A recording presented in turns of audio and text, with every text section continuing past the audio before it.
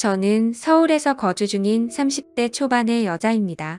그동안 있었던 파란만장한 제 인생사를 들려드리고 싶어서 이렇게 조심스레 사연을 보내게 되었습니다. 저는 지금 형부와 같이 살고 있는데 긴 글이 될 수도 있겠지만 그저 한 여자의 속풀이라고 생각하고 가볍게 들어주셨으면 좋겠습니다.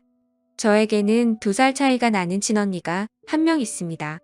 언니는 매사 차분하고 현명했으며 성격도 참 시원시원했었죠. 똑 부러지는 성격에 공부도 상당히 잘했고 얼굴도 예쁜 외모라 남자들 사이에서도 인기가 상당히 많았습니다. 더군다나 성격도 착해서 어릴 적부터 저를 살뜰히 챙겨준 언니가 제 우상이자 꿈이었던 것 같아요.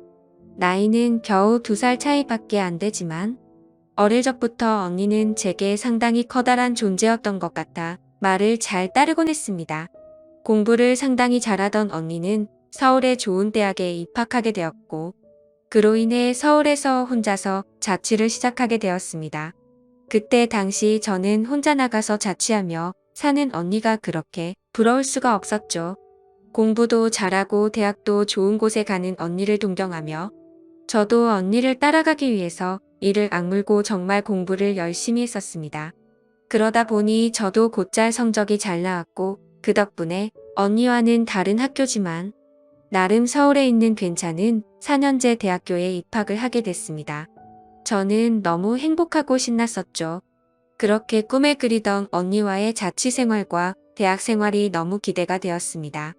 부모님은 철없는 딸년이라고 핀잔을 주셨지만 내심 서울 4년제 대학에 입학한 딸들을 보며 흐뭇해하셨었던 것 같습니다. 그렇게 학기가 시작되었고 저는 언니와 같이 살게 되었습니다. 대학 생활을 시작하니 이래저래 시간이 금방 지나가더라고요. 친구들도 여러 명 사귀게 되었고 술집도 처음 가보고 미팅도 하면서 너무 즐겁게 지낸 것 같아요. 그러다 언니는 졸업을 하고 대기업은 아니지만 업계에서 알아준다는 좋은 곳에 취직을 하게 되었습니다.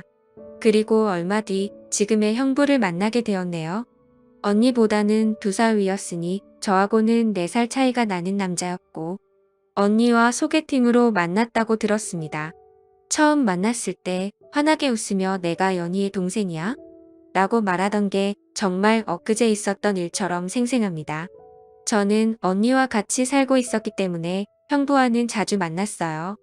처음에는 여자 둘이 사는 집에 자꾸 찾아오는 게 불편했지만 너무나 좋은 성격에 항상 밝은 미소를 보여주던 형부였죠. 그리고 언니와 같이 어울리며 놀다 보니 언젠가부터 저도 서서히 편해지더라고요. 2사람은 항상 저를 같이 챙겨주었고 식사나 영화 그리고 술을 마실 때도 함께 했어요. 언젠가부터 그게 너무 좋았고 일상이 된 듯이 같이 노는 게 편해졌습니다. 저와 형부는 아는 오빠 동생 같이 아주 편한 사이가 되었던 거죠. 그렇게 처음 겪어보는 재밌는 일상들을 만끽하였고 평범한 대학 생활을 즐기면서 별 탈 없이 잘 지내고 있었습니다. 그런데 하늘이 무너질 만큼 충격적인 일이 생겨버렸죠. 어느 날 갑자기 부모님의 충격적인 사고 소식을 접해야 했습니다. 언니와 제가 사는 자취방에 오셔서 반찬이며 이것저것 가져다 주시고 시골 집으로 내려가시다 차가 반파되는 큰 사고가 났습니다. 여자들끼리 사는 집이 이게 뭐냐며 투덜거리셨던 엄마와 애들한테 잔소리 그만하라는 아빠. 그 모습이 마지막 모습이셨어요. 부모님 2분 다 그 사고로 인해 돌아가시게 되었습니다. 저희 자매는 너무나도 슬픈 그 현실을 어린 나이에 모두 받아들여야만 했습니다. 형부는 장례식장에서 언니의 남자친구라고 주변 분들에게 소개를 하였고 저희 부모님의 마지막 장지까지 함께 해주었습니다. 목 놓아 울다가 너무 힘들어 지치면 형부가 달래주었고 무엇이라도 먹으라며 밖에서 죽까지 사와서 저희들을 챙겨줬었죠. 형부에게 너무 고마웠고 그때부터 많이 의지가 되었던 것 같아요.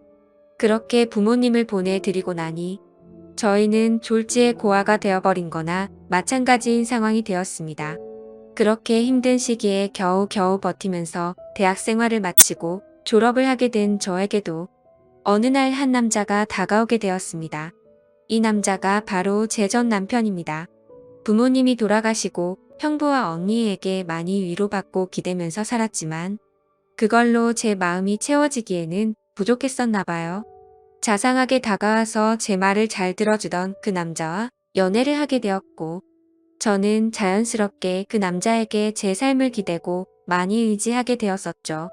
그러다 보니 집에 들어가지 않고 외박을 하는 횟수도 점점 늘게 되었고 안 그러던 제가 갑자기 그런 모습을 보이게 되자 언니와 형부에게 혼도 많이 났었습니다. 그러던 중 저는 그만 사고를 치고 말았습니다. 어리다면 어린 그 나이에 혼전 임신을 하게 되었던 거죠. 지금 생각해보면 정말 미친 짓이라 생각하고 있고 그 시간을 되돌리고 싶은 심정입니다. 물론 지금 제 인생 누구보다 소중한 제 딸아이가 없길 바란다는 뜻이 아니고 전 남편만 되돌리고 싶습니다. 하지만 그때 당시에는 그 남자를 많이 의지했고 사랑했었기에 미래가 행복할 거라 꿈꾸고 아이를 낳자고 마음먹었습니다. 그렇게 저희는 예정에 없었던 결혼을 급하게 하기로 한 거였죠. 그래서 저는 언니와 형부에게 이 사실을 알렸고 정신이 있는 거냐며 많이 혼났었던 것 같습니다. 잘 살 테니 걱정하지 말라고 얘기를 계속 해줬지만 그게 말처럼 쉽게 될 리 없다는 걸 잘 알고 있는 두 사람은 저를 많이 설득하려고 했죠. 하지만 뱃속에 제 아이가 있었기에 되돌릴 수 없다는 걸 모두가 알았고 결국 제 의견을 따라서 결혼을 진행하게 되었습니다. 그러나 상견례부터 참 쉽지 않더군요. 그날부터도 많은 일이 있었습니다. 언니와 형부가 상견례 자리에 나와주었고 어른은 없냐며 대놓고 무시하던 시댁. 그리고 그런 경험을 처음 하면서 괜찮은 척하며 땀을 뻘뻘 흘리면서 시댁의 비위를 맞춰주던 형부. 매사에 정확하고 똑부러지던 제 언니도 저를 위해 성격 죽이고 이리저리 무사히 상견례를 끝마쳤네요. 남자친구와 저는 어린 나이에 목돈이 없었기에 시댁에서 마련해 주신 15평 남짓 되는 빌라에서 아이를 출산하였고 신혼생활을 시작하게 되었습니다. 그런데 제가 꿈꾸던 결혼 생활과는 정반대였습니다. 연애하던 시절에는 항상 저를 착하게 대해주던 남편은 결혼을 하고 난 뒤 마치 다른 사람처럼 180도로 바뀌었습니다. 잦은 음주와 외박 그리고 저에게 욕설까지도 서슴지 않았습니다. 처음에는 단순히 벌어지는 실수라 생각되어 넘어갔지만 그게 점점 도를 넘어서더니 어느 순간부터는 제게 몹쓸 짓까지 하더군요. 부모가 없어 네가 개념이 없다며 욕을 하고 언니와 형부까지 싸잡아서 욕을 했습니다. 어리다면 어린 나이에 그 얘기를 듣고 있자니 서름에 복받쳐서 아이를 안고 많이 울었던 것 같아요. 하지만 저는 언니와 형부에게 제 상황을 이야기하지 못했습니다. 잘 살겠다고 큰소리 뻥뻥 치고 강행했던 이 결혼. 지금 제가 이런 대접을 받고 힘들게 산다는 사실을 안다면 언니와 형부가 너무 슬퍼할 걸 잘 알았거든요. 그렇게 저는 힘든 하루하루를 살아가던 중 언니와 형부는 결혼을 하게 됐습니다. 저는 그 당시 많이 힘들고 지친 마음이었지만 누구보다 그 둘의 결혼을 축복했기에 밝게 웃으며 축하해 주었습니다. 그리고 저의 불행한 일상이 2년쯤 지났을 때였습니다. 남편의 폭언과 만행은 점점 더 심해졌고 어느 날부터는 술집 다니는 여자와 외도를 하는 사실까지 알게 되었습니다. 많이 믿고 결혼한 사람이었기에 그런 현실들이 너무 많이 힘들었어요. 그래서 저는 이제는 이 사람과 어떻게든 정리를 해야겠다고 생각하고 있었을 때였습니다. 하지만 현실적으로 이혼하고 나가면 어떻게 살까라는 생각이 들었고 아직 이렇게 조그마한 딸아이와 내가 잘 살 수 있을까 걱정이 들었습니다. 부모님께서 살아계셨으면 내가 돌아갈 곳이 있을 텐데 하는 슬픔에 잠겼죠. 그러다 힘들어 지쳐 딸아이를 데리고 언니를 보러 집으로 찾아갔습니다. 저는 아무런 일 없다는 듯 언니와 식사를 했고 평소대로 일상적인 대화를 나누었습니다. 언니와 식사를 하고 있는 중에 형부가 퇴근하여 집으로 들어왔고 저를 보며 반갑게 맞아줬습니다. 언니네 오게 되면 딸아이 선물도 챙겨서 들어오게 미리 얘기 좀 하라고 하는 형부. 이렇게 정감 있는 인사를 해주며 제 머리를 쓰다듬어 주더라고요. 그런데 얼마 전 남편에게 밀쳐져서 넘어지다 찢어졌던 부분을 건드렸고 저도 모르게 비명 소리를 내게 되었습니다. 형부는 깜짝 놀라서 뭐냐고 왜 그러냐고 계속 물어봤죠. 저는 사실대로 말할 수 없어 눈을 못 마주치고 있는데 걱정을 해주는 모습을 보고 있으니 저도 모르게 서름에 복받쳐 갑자기 눈물이 흘렀습니다. 뭔가 이상하다는 느낌을 감지한 건지 형부는 제 몸을 계속 살폈고 눈에 띌 만큼 표정이 급격히 경직되면서 변해갔습니다. 형부는 남편 놈이 이런 거냐고 솔직히 말해보라며 저를 다 그쳤고 저는 아니라고 계속 부인했지만 하염없이 나오는 눈물이 제 말이 거짓이라고 저를 대신해서 대답해 주었죠. 결국 그날 그동안 있었던 모든 일에 대해서 솔직하게 말을 했고 형부는 화를 내면서 그 늦은 시간 저를 이끌고 저희 집을 찾아갔습니다. 술을 좀 했는지 소파에 누워서 뒹굴고 있는 남편을 사정없이 멱살을 잡고 흔들기 시작했습니다. 네가 사람 새끼냐고 어떻게 여자한테 그럴 수 있냐며 계속 욕을 했죠. 남편은 그러다 넘어지면서 가구에 부딪혔고 악을 쓰며 소리를 질렀습니다. 형부는 그때부터 정신이 조금 들었는지 잠시 숨을 고르더라고요. 일단 이 상황이 정리가 되어야 할 것 같아 형부를 밖으로 데리고 나가려 하는데 갑자기 남편에게 무릎을 꿇으면서 이야기를 했습니다. 우리 처제 어디 가서 이런 대접받을 나이 아니라고. 제발 잘 좀 대해주면 안 되겠냐고. 내가 실수해서 다쳤으니 속 풀릴 때까지 자신을 때리라고 하더군요. 제발 부탁을 한다면서 말이죠. 남편은 그런 형부와 울고 있는 저에게 지금까지 해왔던 것, 그 이상의 온갖 욕설을 뱉으며 경찰에 신고를 했습니다. 경찰이 와서 일단 상황은 종료되었지만 절대 합의는 하지 않겠다는 남편 때문에 형부는 결국 재판까지 받게 되었습니다. 자세한 내용은 형부가 절대 말해주지 않아 그 후 어떤 처벌이 이루어지게 됐는지는 지금도 잘 모르겠습니다. 그런 상황을 겪은 뒤로 저는 확실히 남편과 정리를 할 수 있었고 이도 저도 갈 곳이 없던 저와 딸아이에게 언니와 형부는 손을 내밀어 주었습니다. 그렇게 염치는 없었지만 어쩔 수 없는 상황이었던 저는 결국 언니와 형부와 같이 살게 되었고 차근차근 그동안의 일들을 정리를 했고 이혼 준비를 하게 됐습니다. 이혼 과정이 생각보다 참 복잡한 게 많더라고요. 저 때문에 속이 많이 상했던 형부는 저에게 걱정 말라며 많이 도와주었습니다. 너무 힘들었던 제게는 그때 형부와 언니에게 너무 고마웠어요. 그리고는 예전 처음 형부를 만났을 때처럼 저와 언니 그리고 형부, 거기에 제 딸아이까지 나름 행복한 생활로 돌아올 수 있었습니다.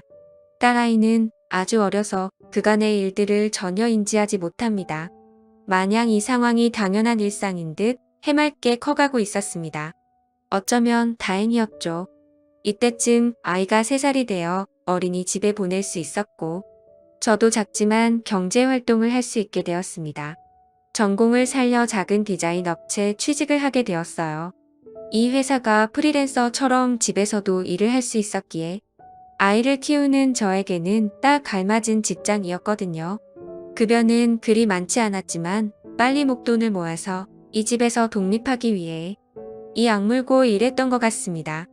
회사 몰래 아르바이트 짬짬이 해가면서 아이도 챙기고 일도 병행하는 그런 정신없이 바쁜 나날들을 보냈습니다. 그러다 어느 날 일어나지 말아야 할 충격적인 사건이 벌어졌습니다. 왜 저에게는 이런 시련들이 몇 번씩이나 이어졌는지 하늘이 원망스럽습니다. 어느 날 회사에서 디자인 회의를 하고 집으로 돌아왔는데 회사에 있어야 할 형부가 잔뜩 어지럽혀진 집안 식탁에 앉아 울고 있었어요. 식탁 위에는 마시던 소주들이 널브러져 있었고요. 너무 놀라서 이게 무슨 일이냐 물었지만 형부는 아무 말이 없더라고요. 그러다 식탁 위에 올려진 이혼 서류를 발견했고 그 서류에는 언니 이름이 적혀 있었습니다. 무슨 일이냐 물었습니다. 한참이 지난 뒤에 형부가 하는 말이 언니와 이혼하게 되었답니다. 언니는 집을 나갔다고 하더라고요. 갑자기 도대체 무슨 말인지 도저히 이해가 안 되었어요. 아무 문제 없이 행복하게 잘 지내고 있는 줄만 알았는데 갑자기 이혼이라니요. 계속 형부에게 물었지만 형부는 그냥 이혼할 거니 그렇게 알라고만 얘기했고 다른 이야기는 해주지 않았습니다. 일단 아이를 챙겨야 했기 때문에 대화는 그렇게 끝났고 바로 언니에게 전화했습니다. 언니는 아무 말도 하지 않았고 저는 무슨 일인지 일단 만나서 이야기하자고 언니를 다독였습니다. 언니와 만났고 이야기를 들었습니다. 언니는 정말 미안하고 몹쓸 짓인 걸 알지만 사랑하는 사람이 생겼다고 말하더군요. 이게 도대체 무슨 말인지 말도 안 나왔습니다. 제가 그렇게 좋아했던 똑순이 언니가 형부가 아닌 사랑하는 사람이 생겼답니다. 너무 화가 났어요. 뭐라고 욕도 나오기 전에 언니의 뺨부터 때렸습니다. 도대체 이게 무슨 짓거리냐고. 형부가 우리한테 얼마나 잘해줬는데 그게 무슨 말이냐고. 내가 잘못 들은 거 맞다고 말하라고 소리를 질러댔습니다. 그런 언니는 그저 미안하답니다. 저를 끝까지 챙겨주지 못하고 무책임하게 떠나게 되어서 미안하다고 하더라고요. 너무나 황당하고 어이가 없어서 말도 제대로 안 나오더군요. 그렇게 저희들을 위해 잘해준 우리 형부가 너무 불쌍해서 저는 정신을 차리고 언니에게 얘기했습니다. 앞으로 너는 내 언니도 아니고 두 번 다시 우리 앞에 나타나지 말라고. 내가 너 대신 형부를 끝까지 지켜줄 거니 꺼지라고 했습니다. 그리고 울면서 자리를 나왔습니다. 저도 그렇게 아프게 이혼했는데 그렇게 믿었던 언니가 제 전남편처럼 인간 같지도 않는 짓을 저지르다니 믿어지지가 않았습니다. 집으로 돌아온 저는 말없이 형부를 위로해 주었습니다. 사실 제가 할 수 있는 일이 크게 없었어요. 저도 딸아이와 함께 얹혀 살고 있는 입장이었기 때문에 그저 위로를 해줄 뿐 다른 방법이 없었거든요. 형부는 며칠 동안 출근도 하지 않고 술만 마시며 지냈습니다. 그걸 보다 보니 저는 너무 안쓰러웠습니다. 그래서 그때부터 언니 대신 집안일을 더욱 더 살뜰히 챙겼고 가사, 육아, 일을 병행하게 되었습니다. 너무 바쁘게 움직였지만 그것보다 형부의 충격이 더 걱정되어 힘들다는 생각도 못했었죠. 그러던 어느 날 형부가 저를 불렀습니다. 그리고 봉투 하나를 건네주었는데 1억 원이 수표로 들어있었어요. 그러며 하는 말이 가치아 아파트 들어가려고 모아두었던 돈인데 이제 아무것도 필요 없으니 이 돈 가지고 나가서 자기 걱정 말고 행복하게 살라고 합니다. 여기에 계속 있기 불편하지 않겠냐고. 어차피 끝까지 저랑 제 아이 데리고 가려고 했었기에 그 몫을 나누어 주는 거라고 하더군요. 힘든 그 와중에도 제 걱정을 하고 있었다니 눈물이 나서 펑펑 울어버렸어요. 그리고 형부를 꼭 안아주며 내가 같이 지켜줄 거니까 너무 슬퍼하지 말라고 당분간 곁에 있게 해달라고. 형부가 정신 차리면 내가 알아서 나갈 테니 이 돈은 필요 없다고 말했습니다. 형부도 감정이 복받쳤는지 목 놓아 울었고 알겠다면서 고맙다고 말하더라고요. 그렇게 저와 저희 딸아이 형부까지 비록 임시지만 새로운 가족이 되었습니다. 형부는 바랄 게 뭐 있냐고 아무것도 필요 없다며 언니와 조용히 합의 이혼을 했습니다. 왜 이렇게 착한 사람을 상처받게 만드는지 언니가 너무 미웠고 형부에게 미안했습니다. 이렇게 짧은 시간 동안 부모님의 사고 그리고 혼전 임신과 이혼, 또 믿었던 언니의 충격적인 배신까지 무려 3가지나 되는 큰일을 연달아 겪었습니다. 형부는 이혼을 한 뒤로 정신을 차리고 일상으로 돌아왔습니다. 저도 마찬가지고요. 서로 많이 의지를 해가며 바쁜 나날들을 보내고 있습니다. 언니가 떠난 충격을 온전히 떨칠 수는 없었지만 그래도 그 슬픔이 어느 정도 가셨을 무렵 작은 월세방을 얻어서 나간다고 형부에게 말했죠. 어느 정도 일상이 제자리를 찾은 것 같아서 제가 살 길을 찾아가겠다고 말했더니 여기가 너희 집인데 어딜 가냐고 화를 내더라고요. 이제 우리 가족인데 어딜 나가냐고요. 끝까지 서로 의지하자며 저를 붙잡더라고요. 형부를 위해서도 이건 아니다 싶어 완강히 거절했지만 이런저런 실랑이 끝에 형부에게 너무 고마운 마음이 들었습니다.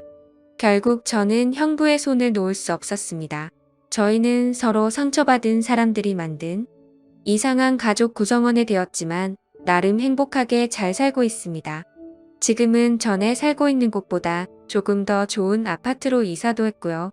남들이 이상하게 볼 수도 있겠지만 신경 쓰지 말라고 늘 본인보다 저를 신경 썼어요.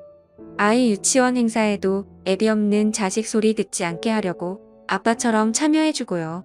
남들이 흔히 생각할 수 있는 이상한 관계는 절대 아닙니다.